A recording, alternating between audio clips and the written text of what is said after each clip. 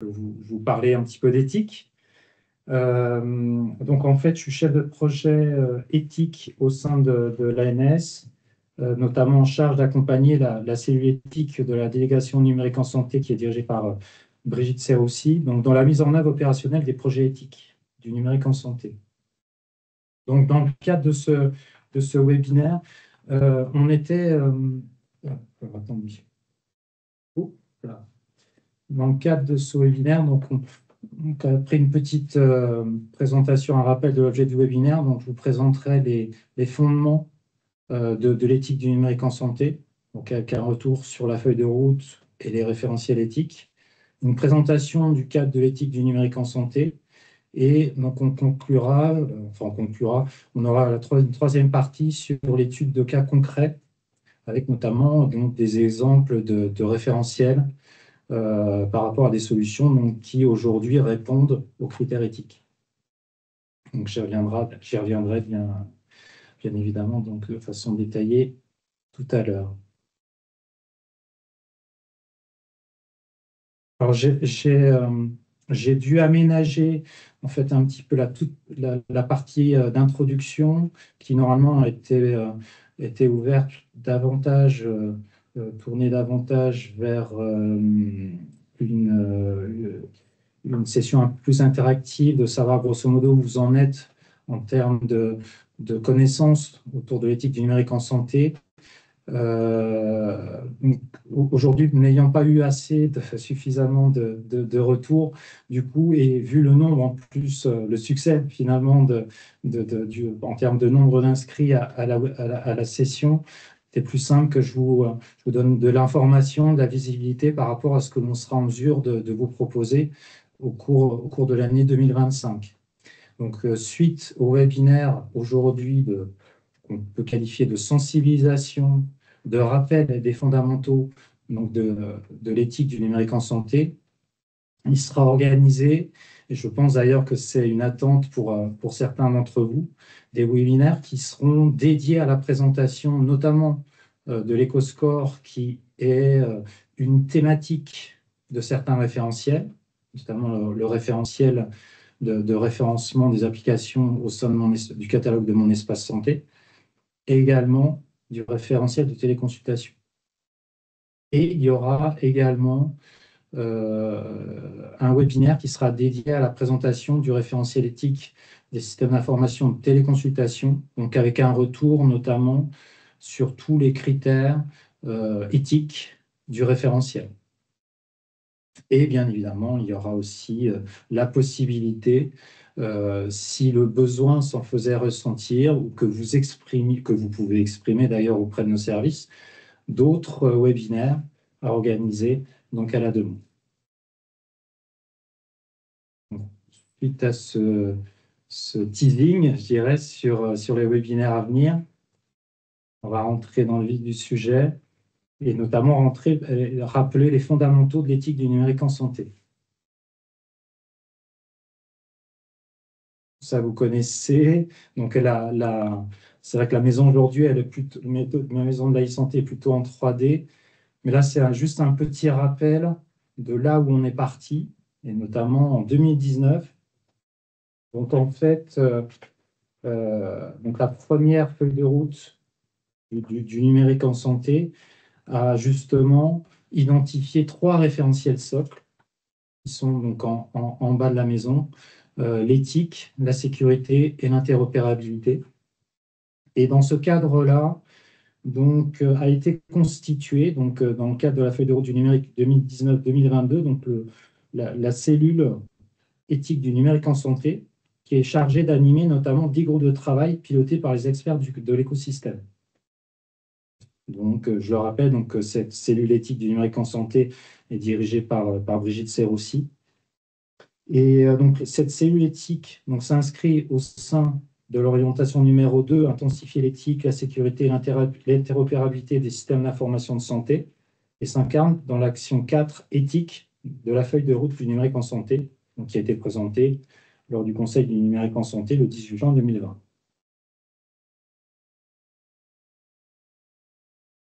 Suite à cela, donc dans la continuité des travaux mis en œuvre dans le cadre de cette première feuille de route. Donc, une nouvelle feuille de route du numérique en santé pour la période 2023-2027, intitulée Mettre le numérique au service de la santé, a été lancée en 2023. Et comme vous pouvez le voir, donc l'éthique et la souveraineté et la durabilité ont été réaffirmées en tant que valeurs cardinales du numérique en santé, avec pour objectif affiché, donc là je vais lire, puisque on a l'ensemble des informations à l'intérieur, au niveau de l'éthique, donc le numérique en santé doit permettre à chacun d'accéder aux soins, de disposer de ces données et d'en contrôler les accès, de bénéficier des innovations et d'être acteur de sa santé. C'est vraiment le cœur même de l'éthique du numérique en santé. Il ne doit en aucun cas accroître les inégalités de santé. Aussi, le virage numérique en santé se doit de respecter un cadre de valeurs éthiques et les entreprises du numérique en santé doivent ainsi s'assurer que les solutions qu'elles développent sont accessibles à tous, faciles à utiliser, respectueuses des droits des patients, sécurisées et éco-responsables. Donc l'éthique n'est pas un frein au déploiement du numérique, mais un garant de sa qualité. Donc afin de répondre à cet objectif, l'éthique, au même titre que la sécurité et l'interopérabilité, est devenue opposable et figure désormais dans tous les référentiels qui encadrent le numérique en santé qui est mis en œuvre par l'ANS. Donc, titre d'information, vous avez l'article correspondant qui est indiqué ici en bas de la slide, à savoir l'article L 1470-5 du Code de la santé publique, qui installe l'opposabilité des référentiels éthiques du sens, donc du cadre de l'éthique du numérique en santé, au même titre que les référentiels de sécurité, le PGCSI, et d'interopérabilité, le CI et le SIS.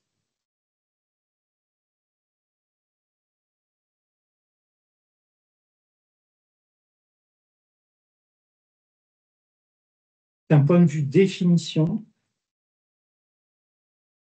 en fait, l'éthique est un domaine pas toujours facile à appréhender, car souvent confondu avec la morale ou le champ des normes et des réglementations.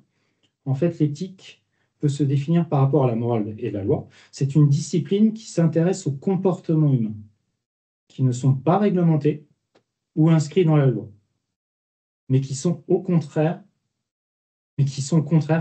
aux valeurs morales partagées par tous et permettant de veiller au bien public. Donc, c'est une discipline vivante qui doit sans cesse s'adapter aux nouvelles réglementations, pratiques, technologies, outils, etc. Donc, par rapport à cette définition, donc ça c'est la définition de l'éthique, au niveau de la santé, en fait, l'éthique a été définie par rapport aux principes d'Hippocrate, à savoir donc des principes de non-malfaisance, de bienfaisance, d'autonomie et de justice. Et finalement, l'éthique du numérique en santé est un croisement entre cette éthique clinique et l'éthique du numérique, dont on rappelait tout à l'heure sa définition, à savoir que le service doit être facile à utiliser, accessible à tous, au service de l'utilisateur et éco-responsable.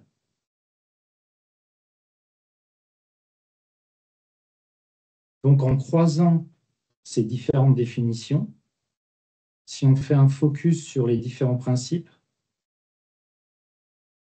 au niveau de la bienfaisance, donc les outils numériques en santé répondent aux besoins des utilisateurs, leur procurent un bénéfice.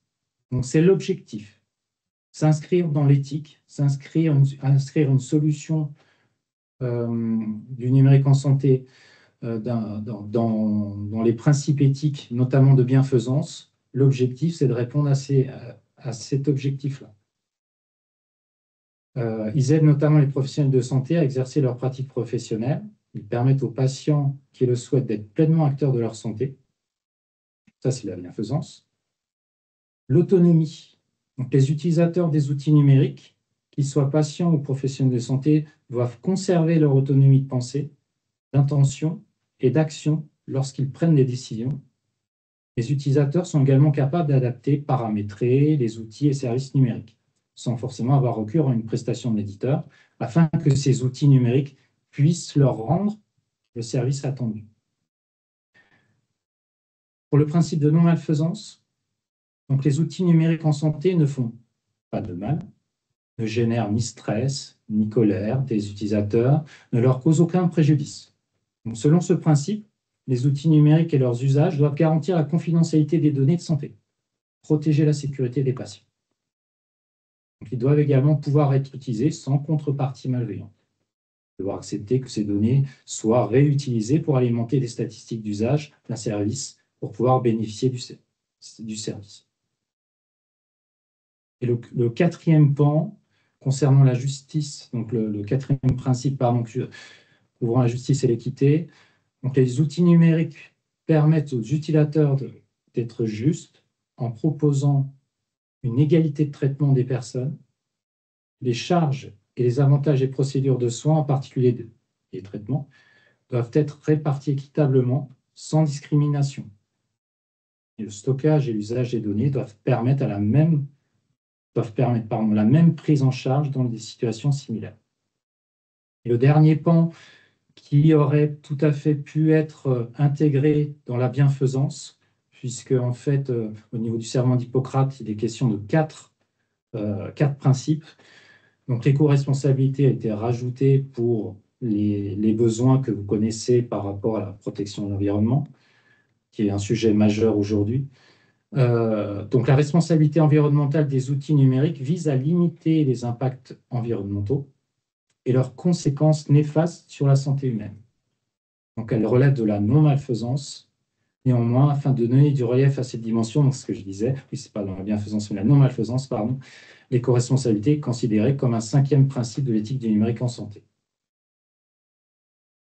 Donc par rapport à ces différents principes, l'objectif, et je vais y revenir en détail dans le chapitre suivant, c'était de faire en sorte que le cadre éthique du numérique en santé soit constitué de différents critères qui s'inscrivent dans ces 5 principes.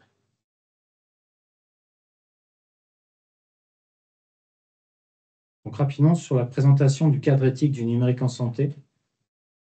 Je ne reviens pas sur les différentes dates puisque je vous disais tout à l'heure, donc 2019 jusqu'à 2022 avec les mises en œuvre des différentes feuilles de route, avec l'opposabilité donc du référentiel éthique au même titre que la sécurité et l'interopérabilité en fin 2022. Un point important, donc, c'est fin 2023, donc il a été mis en ligne, publié, donc le fameux cadre éthique du numérique en santé, qui est le corpus documentaire qui intègre finalement l'ensemble des travaux qui sont issus des groupes de travail dédiés à l'éthique du numérique en santé. Et fin 2024 est venu également donc a été mis en place un outil de gouvernance pour justement assurer tout ce qui la veille nécessaire de l'ensemble des outils, puisque les outils, les référentiels ont été écrits à un instant donné. L'objectif, c'est qu'ils puissent perdurer dans le temps et donc être mis à niveau régulièrement. Et pour cela, donc, il y a une veille qui est assurée. Et l'objectif justement de ce comité de l'éthique du numérique en santé, c'est de bien s'assurer que l'ensemble des outils sont bien en adéquation avec l'actualité, avec les différentes réglementations qui sont en vigueur. Donc vous pouvez le constater depuis maintenant 5 ans, donc l'éthique s'est structurée, en tout cas, autour d'un cadre, donc avec ses principes, autour d'un outil de publication, autour du corpus donc, qui est accessible en ligne, et au niveau de sa gouvernance, pour justement faire en sorte que tout ça fonctionne correctement.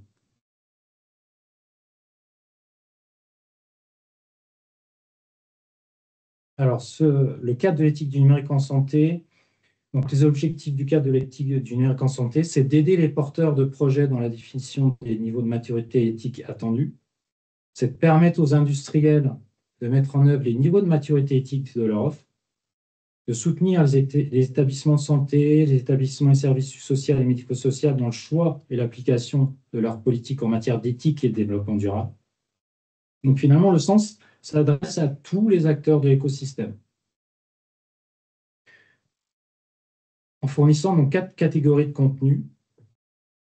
Donc on y retrouve des critères et des référentiels, des recommandations et des guides de bonne pratique, des outils de calcul et d'évaluation et des ressources de sensibilisation. Chaque groupe de travail, j'y reviendrai en détail, en fait, l'objectif de chacun de ces groupes de travail, c'est d'avoir une approche consensuelle, basée sur l'avis des différentes parties prenantes.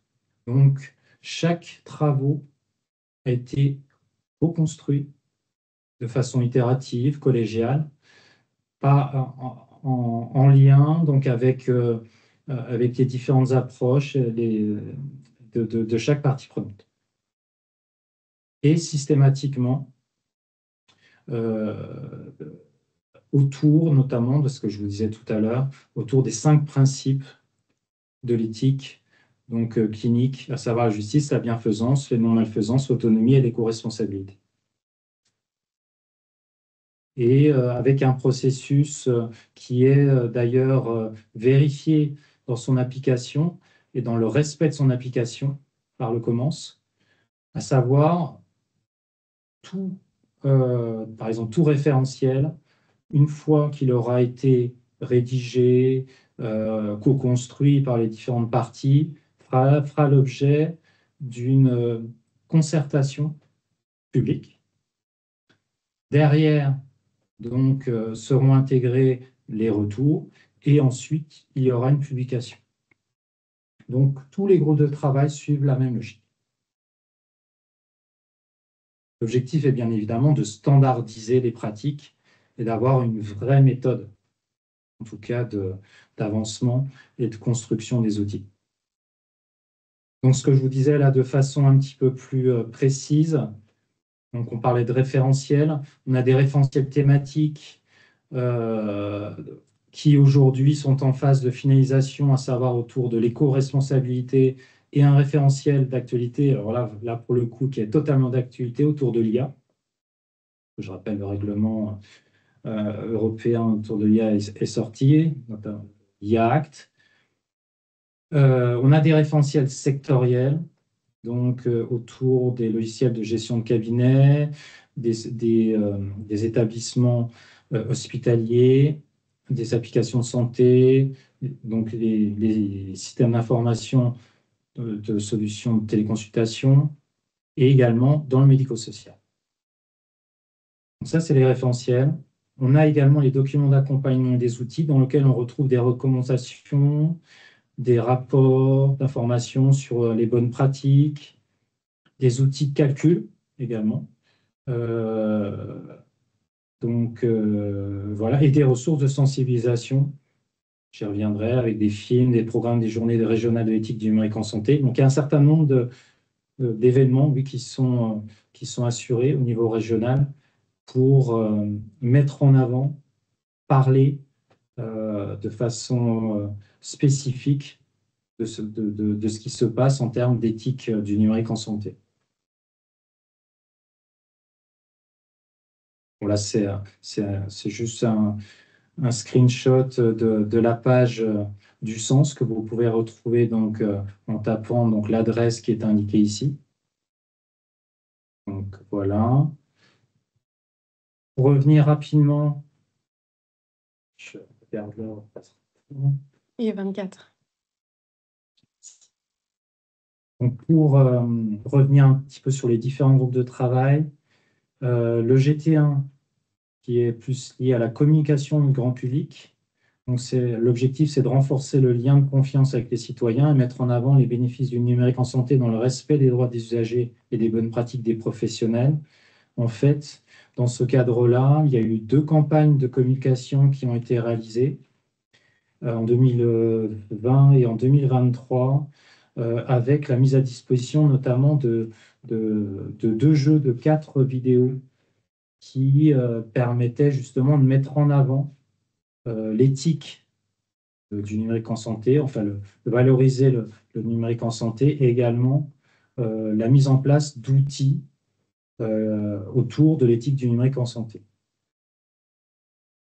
Un rapport, d'ailleurs, le 2e rapport devrait sortir incessamment sous peu.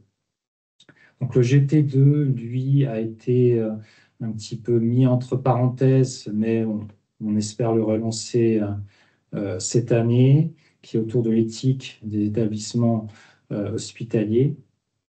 Donc qui permet, alors on parle de Mathurin H, mais finalement on va réorienter l'objectif de ce groupe de travail.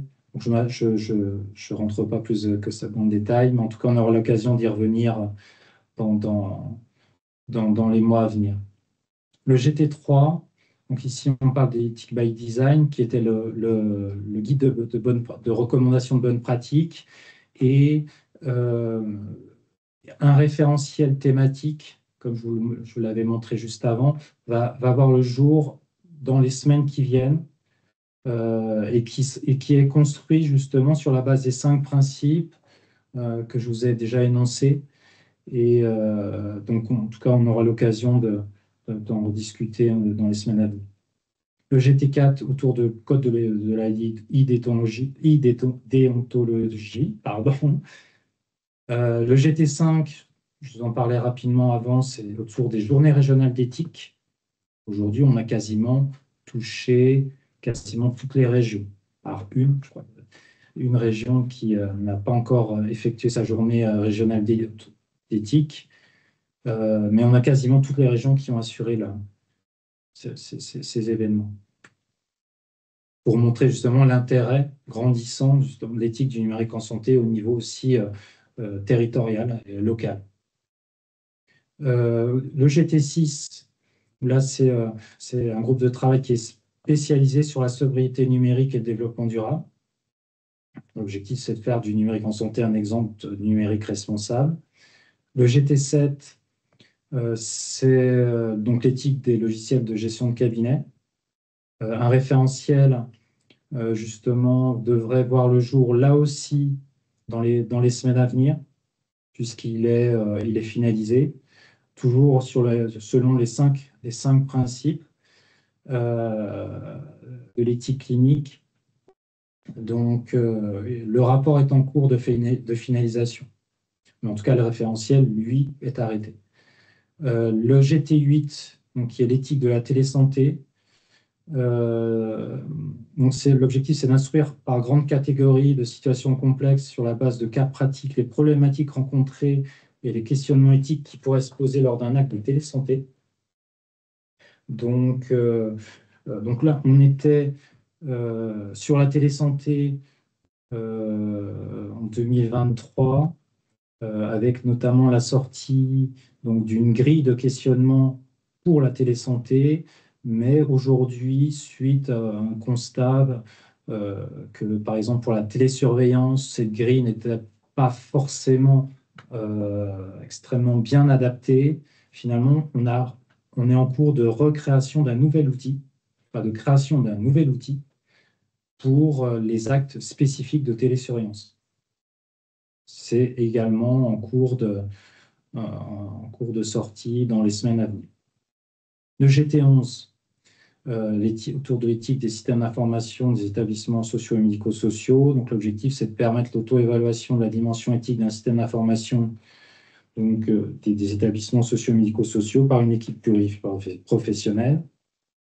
Là également, on a un référentiel qui, alors là, pour le coup, il reste encore un petit peu de travail, puisqu'on a la méthode de vérification qui doit être définie, mais on a déjà une base et une évaluation qui a été réalisée auprès des différents acteurs de l'écosystème. Au niveau du GT12, donc c'est l'éthique des applications numériques référenciées dans mon espace santé. Donc, l'objectif, c'est de référencer les applications mobiles web dans mon espace santé en respectant le cadre éthique du numérique en santé. Mais ça, j'y reviendrai.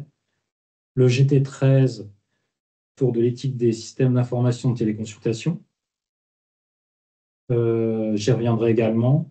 Et donc, un nouveau groupe de travail qui verra le jour très certainement, là également dans les semaines à venir, autour de l'éthique des dispositifs médicaux numériques, dans l'objectif d'intégrer une partie éthique, donc des critères éthiques, au référentiel V1 qui existe aujourd'hui autour du référentiel des dispositifs médicaux numériques et qui ira du coup vers une version 2. Alors, il n'y aura pas que l'ajout de la partie éthique, il y a d'autres ajouts, hein, d'autres référentiels également. Mais voilà, en tout cas, cette version 2 intégrera normalement des critères éthiques.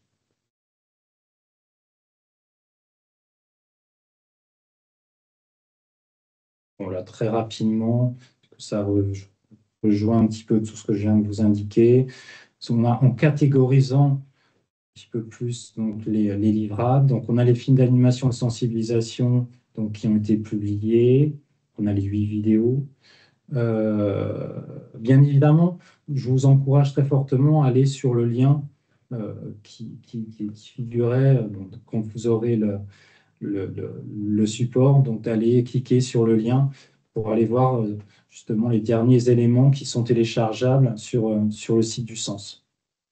Le lien a été envoyé dans le chat du webinaire. Ah, pardon. Voilà. Très bien. Vous pourrez le faire juste après. Merci, Alice. Au niveau donc, des catégories référentielles, donc aujourd'hui, pour avoir une vue d'ensemble, donc vous avez un référentiel fixant les critères éthiques pour le référencement des critères dans mon espace santé, un référentiel éthique des sociétés de téléconsultation, un référentiel éthique des logiciels de gestion de cabinet, un référentiel éthique sur les sites du médico-social et un référentiel thématique éthique de l'IA en santé. Donc avec différents niveaux. Aujourd'hui, c'est vrai que j'y reviendrai tout à l'heure de façon plus précise sur les référentiels qui sont dits opposables. Donc dans la colonne à droite jaune avec le numéro 5, ces deux référentiels sont opposables, donc qui rentrent justement dans l'approche d'opposabilité au même titre que la sécurité et l'interopérabilité que je vous indiquais en introduction. Donc, les critères éthiques quand on dit opposables, doivent être respectés pour obtenir soit un agrément, soit une attestation de conformité en fonction des cas.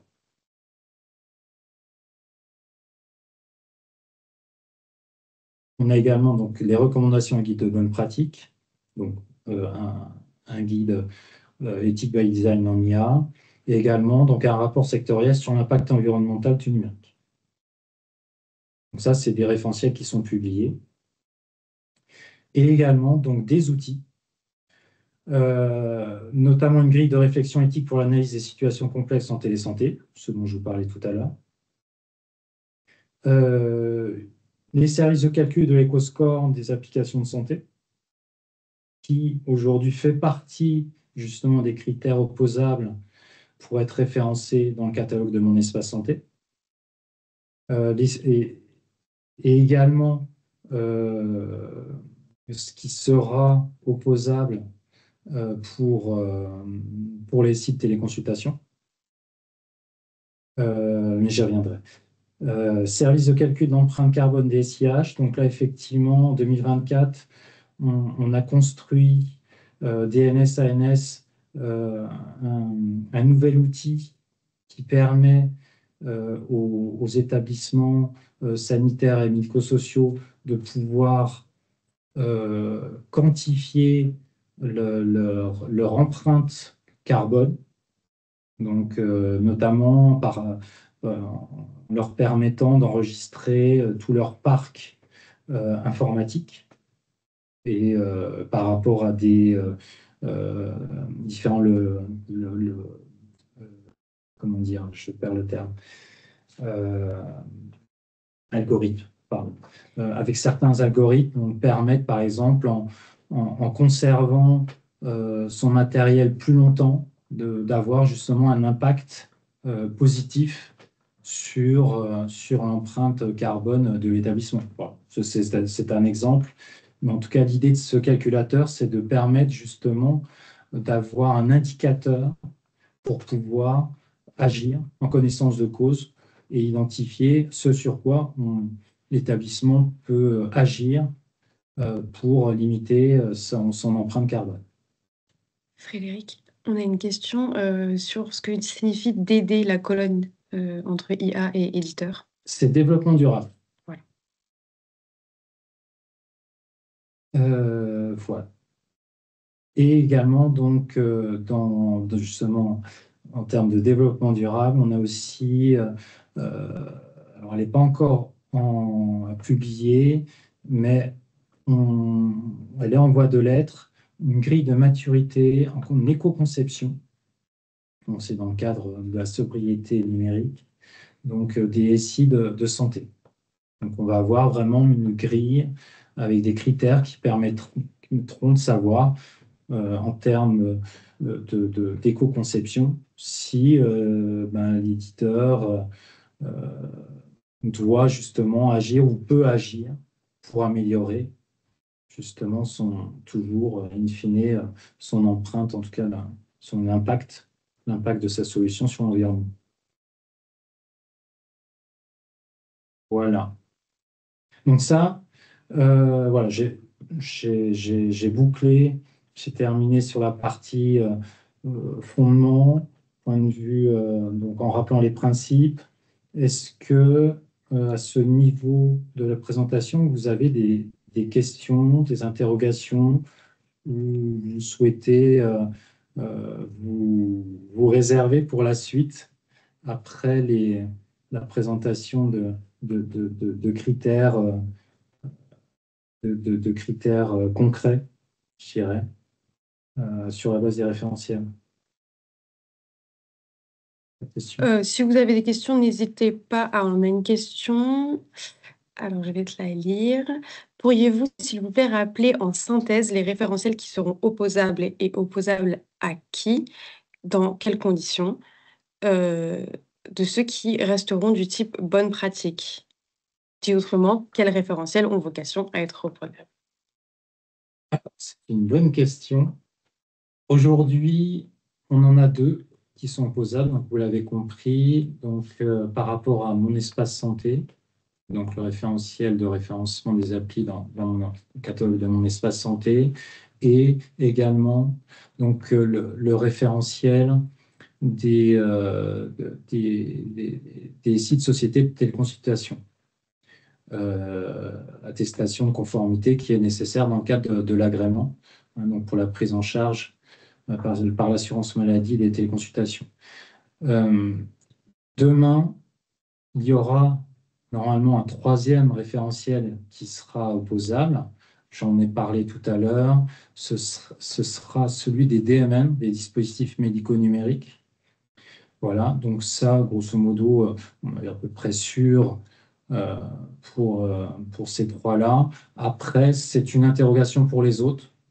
Éventuellement, en tout cas, je pense que tous les référentiels qui sont identifiés aujourd'hui sont voués à être opposables un jour. Je pense notamment au référentiel des LGC, le référentiel sur les établissements sociaux et médico-sociaux, voilà, puisqu'ils sont construits en respectant justement ces principes et avec également des éléments de preuve, des éléments qui permettent de savoir si et comment on peut se conformer à chacun des critères. Voilà. Donc, aujourd'hui, c'est principalement les référentiels qui sont identifiés sur la slide précédente ici. Voilà, en sachant que le dernier sur le référentiel éthique de l'IA, qui est un référentiel thématique, lui, finalement, il va plutôt être disséminé dans tous les autres référentiels. Là, on a souhaité justement avoir un référentiel thématique pour tenir on va dire, à jour une base de critères. C'est plus facile à partir du moment où vous avez centralisé l'ensemble des critères derrière pour les tenir à jour.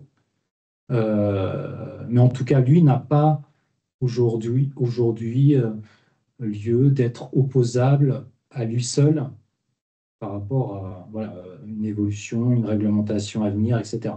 Il fera partie d'un tout au niveau notamment des secteurs d'activité. Sinon, pour les autres, bah, c'est des outils. Donc, alors, effectivement, il y a une exception sur les outils, puisque si on pense à l'EcoScore qui est un outil, fait partie intégrante des 2 ou 3 référentiels qui sont opposables, mais fait partie intégrante. Voilà. C'est-à-dire, on l'a extrait, mais effectivement, fait partie justement des obligations autour des critères traitant de la sobriété numérique. Si j'ai répondu à votre question. Je pense. S'il y a d'autres questions, n'hésitez pas à les poser. Ah, on a une autre question du coup. Bonjour. Est-il prévu prochainement un référentiel pour les SI de téléconsultation utilisés en médecine de ville dans la continuité de celui des SI de société de téléconsultation? Alors, il y a, par rapport à la téléconsultation, il faudra que je vérifie. Mais en tout cas, on a un référentiel, c'est le fameux LGC, logiciel de gestion de cabinet, où, donc le GT7, on a vraiment un référentiel qui est dédié pour ce secteur d'activité. Donc, je pense effectivement on doit retrouver, entre autres, sur l'aspect téléconsultation, mais c'est plus large en tout cas. C'est vraiment tous les LGC. Mais le référentiel va sortir dans les semaines qui viennent, le rapport avec, où là, on a, pour information, on a les critères qui sont définis, on a les méthodes de vérification qui sont définies, donc on est relativement avancé donc sur ce référentiel-là. Donc voilà, donc c'est incessamment sous peu. Donc on aura l'occasion, pourquoi pas, si le besoin, si vous exprimez un besoin d'avoir une relecture, une analyse plus fine des différents critères, pourquoi pas entrer dans la philosophie que j'indiquais en introduction, organiser un webinaire spécifique sur la présentation de ces critères. Pourquoi pas? Aujourd'hui, on est ouvert, bien évidemment. Ok, on va avancer, je pense. Et puis, s'il y a d'autres questions, on verra peut-être à la fin. Alors, donc la dernière partie, donc autour de l'étude de cas concrets, donc exemple de solutions innovantes conformes aux démarches éthiques. Ce qu'il faut savoir, c'est qu'aujourd'hui, on a un référentiel donc, qui embarque un certain nombre de solutions qui sont conformes finalement donc, aux critères éthiques. C'est le référentiel des applications de santé qui sont référencées au sort d'application de mon espace santé. Puisque, je l'ai mis au mauvais endroit, aujourd'hui on a 36 applications qui sont référencées dans le catalogue. Donc, vous aurez le lien ici pour aller voir qui est référencé. Mais en tout cas, ces 36 applications répondent de façon conforme aux critères éthiques de mon espace santé, du référentiel de référencement des applications de mon espace santé. Référentiel qui contient 34 critères, qui a été distribué en 5 catégories: la qualité du contenu, l'accessibilité, la transparence, l'IA, le développement durable, notamment l'EcoScore, dont je parlais tout à l'heure. Donc, les 36 applications ont été reconnues conformes à l'ensemble de ces critères. Voilà, c'est un fait aujourd'hui, puisque quand on parlait tout à l'heure de référentiels opposables, seul aujourd'hui, à date, j'insiste bien sur à date, le référentiel des applications de santé référencées au store d'applications en espace santé est effectivement opposable et conforme aux critères éthiques.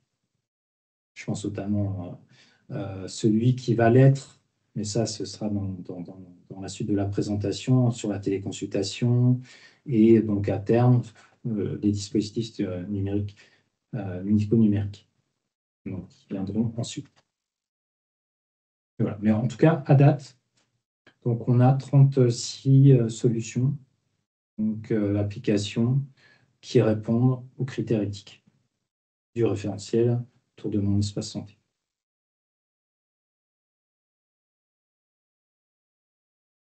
Quand je vous parlais de cas concrets, donc justement, on va rentrer un petit peu pour différentes catégories dans le contenu même des critères, pour que vous puissiez, si vous n'êtes pas, comment dire, si vous n'avez pas eu encore l'occasion de lire ce type de critères, justement que vous puissiez en prendre connaissance et voir quelque part comment, qu'est-ce que l'on attend, comment le lire, qu'est-ce qu'on attend et comment vous pouvez y répondre. Si on prend donc autour du référentiel pour le référencement d'applications dans mon espace santé, sur la catégorie accessibilité, en parlant de l'inclusion de tous les publics, donc le détail du critère, il est noté de cette façon-là, il est rédigé de cette façon-là. Le système doit être développé dans l'intention de n'exclure aucun public, en termes de diversité culturelle, handicap, littératie, etc. Qu'est-ce que l'on attend? Tout document de nature à tester les mesures mises en œuvre pour atteindre le critère, et notamment tout document décrivant la méthode d'évaluation de l'accessibilité. RGA, document link, etc. Ce qu'il faut savoir également, c'est que là, donc, on est sur le texte brut. Dans le cadre du référencement des applications, on a ce que l'on appelle un guichet qui est ouvert donc, au sein de l'ANS, qui permet de déposer pour tous les candidats au référencement l'ensemble des éléments de preuve pour chacun des critères. Cette plateforme, on l'appelle Convergence. Et donc, dans ce cadre-là, on a précisé les pièces justificatives correspondantes attendues. Donc, si je reprends l'inclusion de tous les publics, on a 2 pièces qui peuvent être attendues, peuvent être donc chargées sur la plateforme. Soit des tests d'utilisateurs ont été réalisés. Donc, dans ce cadre-là, ce que l'on attend, c'est que la méthodologie utilisée soit décrite, notamment les utilisateurs impliqués, en insistant sur la diversité du groupe. Ben oui, puisqu'on est sur l'inclusion de tout public. Donc, si on veut faire des tests, il faut forcément penser à avoir un panel de l'ensemble des publics et les résultats des tests. Ça peut être des nombres de tests, des groupes utilisateurs, des sondages, des enquêtes de satisfaction. Il y a différentes façons, en fait, d'aboutir à ces tests. Et il est prévu également, dans le cas où il n'y aurait pas eu ces tests, de décrire le format ou la méthode utilisée pour évaluer la capacité du service à n'exclure aucun public. Parce qu'effectivement, quand on parle, par exemple, de transmettre le certificat RGA, il existe, dans le cadre de l'accessibilité numérique, auquel cas un référentiel général d'amélioration de l'accessibilité, qui est, je crois, si je ne dis pas de bêtises, dans la dernière version, on regroupe 106 critères sur comment on doit présenter les images, les textes sur un site internet, sur une application mobile, etc. Il y a des recommandations de présentation, et donc un certain nombre, 106. Et suite à une évaluation, on peut justement avoir une idée sur le pourcentage de conformité par rapport à ce RGA. Et c'est une possibilité, un élément de preuve, justement, qui peut être téléchargé dans le cas où il n'y aurait pas eu de test utilisateur. Voilà. Donc ça, c'est un exemple. Un deuxième exemple, toujours sur l'accessibilité, sur le critère intuitif et compréhensible, il est dit le système doit être intuitif, c'est-à-dire simple d'usage pour tous les publics, facilement compréhensible et ne demandant aucune formation particulière. Ça rappelle, je n'ai pas pris cet exemple au hasard, ça rappelle une des définitions de l'éthique du numérique, entre autres, savoir la facilité d'accès. Donc tout document, ce qui est attendu, donc c'est tout document de nature à tester les mesures mises en œuvre pour atteindre le critère, et notamment la méthode d'évaluation de l'intuitivité. Pour aller plus loin, au niveau de convergence, ce qui est attendu, on a deux possibilités. Soit on retrouve justement les tests utilisateurs, qui reposent sur la même méthodologie finalement que le cas précédent. Que on s'enquiert de l'avis finalement des utilisateurs, puisque ça peut être tout à fait une excellente méthode pour savoir si un outil correspond, est accessible, etc. C'est toujours intéressant, voire même incontournable, d'avoir l'avis de ces utilisateurs. Et s'il n'y a pas eu de test utilisateur, là, ce que l'on attend, c'est justement une description du format, de la méthode utilisée pour évaluer la capacité du service à être intuitif. Alors, d'autres exemples. Au niveau de la transparence. Au niveau de la transparence, on a un critère autour de service identique qui dit que le système doit proposer un service identique, quels que soient les choix opérés par l'utilisateur concernant le traitement de ses données personnelles.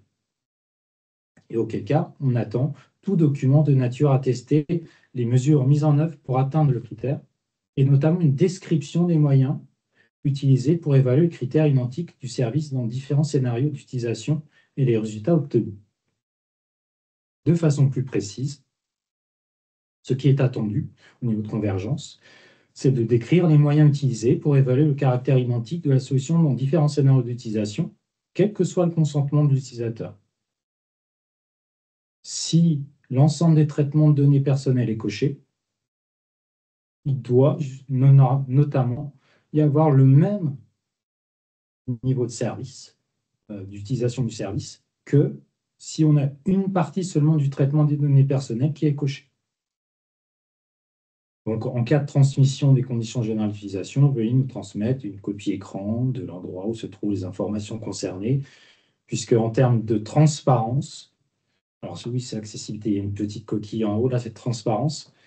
En termes de transparence, on se doit justement de donner l'ensemble des informations qui puissent permettre donc à l'utilisateur de savoir, déjà, donc c'est un premier niveau, mais également de comprendre, qui est le deuxième niveau.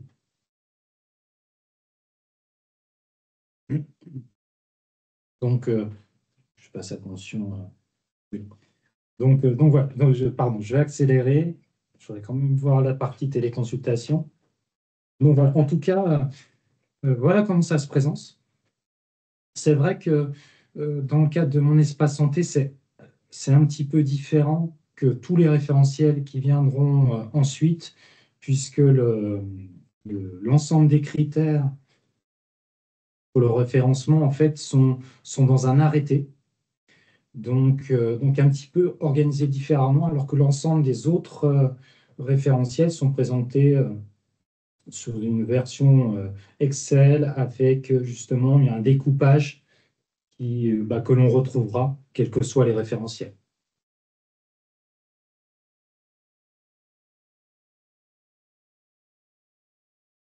Donc, le second référentiel est éthique opposable. Donc, le référentiel éthique des sites, c'est sociétés de téléconsultation. Donc, 33 critères. Donc, oui, donc pour le 30 juin 2025, donc c'est la date limite pour les sociétés de téléconsultation pour conserver leur agrément. Et donc, c'est vrai que sur le premier semestre 2025, on est dans le jalon 3, ce qu'on appelle dans le jalon 3, à savoir que les critères éthiques pour les sociétés de téléconsultation, justement, doivent montrer justement la conformité à ces critères pour conserver leur agrément.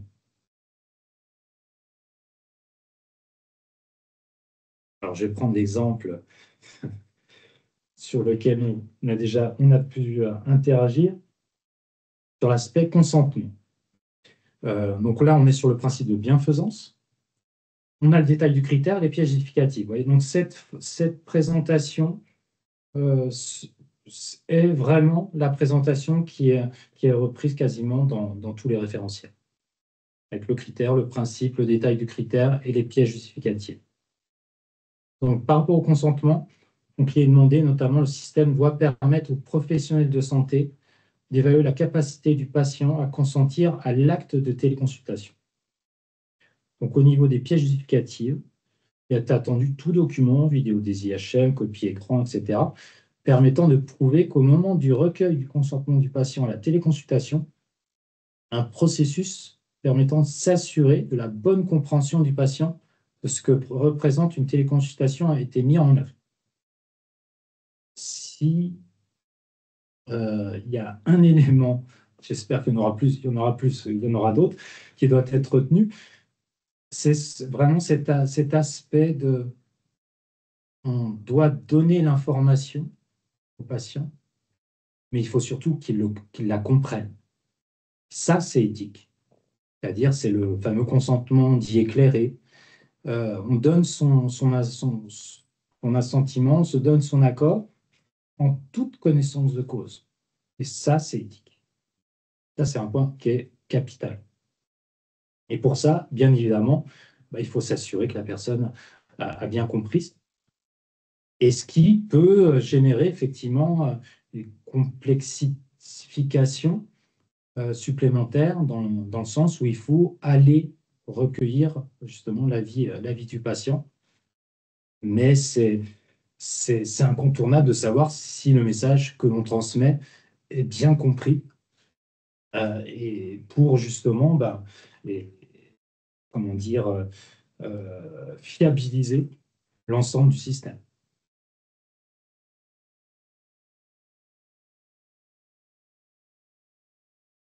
Je regarde.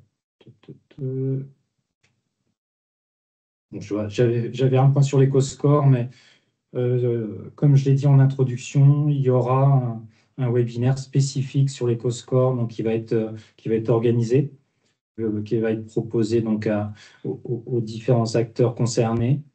Donc pas de problème, en tout cas, pas d'inquiétude par rapport à ça. On vous accompagnera. Sur les équipements, bon, ça c'est...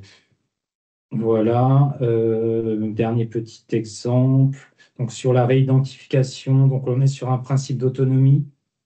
Donc si les données recueillies au cours de la téléconsultation sont traitées pour servir une finalité secondaire, alors les données doivent être traitées de façon à ne pas permettre la réidentification directe des patients. Oui. Dans ce cas-là, ce qui est attendu, c'est une description des méthodes d'anonymisation ou de pseudonymisation des données issues du soin qui sont réutilisées pour servir les finalités secondaires. Donc il y a des copies écran, des pages où l'information est donnée au patient. Donc là, ce que l'on attend, c'est des preuves que la méthode, alors je ne dirais pas est infaillible, mais quand même, qu'elle est bien en place, en tout cas, et qu'elle a bien été étudiée et testée, et qu'elle apporte les garanties qu'elle doit apporter. Je vois qu'il est bientôt 15 heures. On a une question sur le webinaire EcoScore, mais la date n'est pas encore fixée. Encore. On vous la communiquera quand elle le sera. Ouais. Si vous avez d'autres questions, n'hésitez pas à les poser dans le chat. Ah, on a une nouvelle question. Bonjour, je suis en cours d'agrément, téléconsultation. Peut-on apporter des preuves sur la politique RSE et l'éco-conception à partir d'un diagnostic, pardon, ou doit-on s'appuyer sur des prestataires externes? Y a-t-il des partenaires certifiés sur lesquels s'appuyer? Je vous propose que vous m'envoyiez votre question, parce que là, il faut que je regarde avec précision pour vous apporter une réponse précise.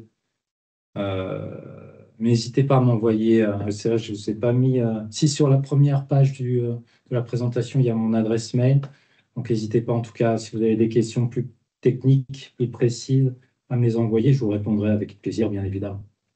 Bien sûr. Et vous pouvez également, mettre, vos questions aussi dans le questionnaire de satisfaction.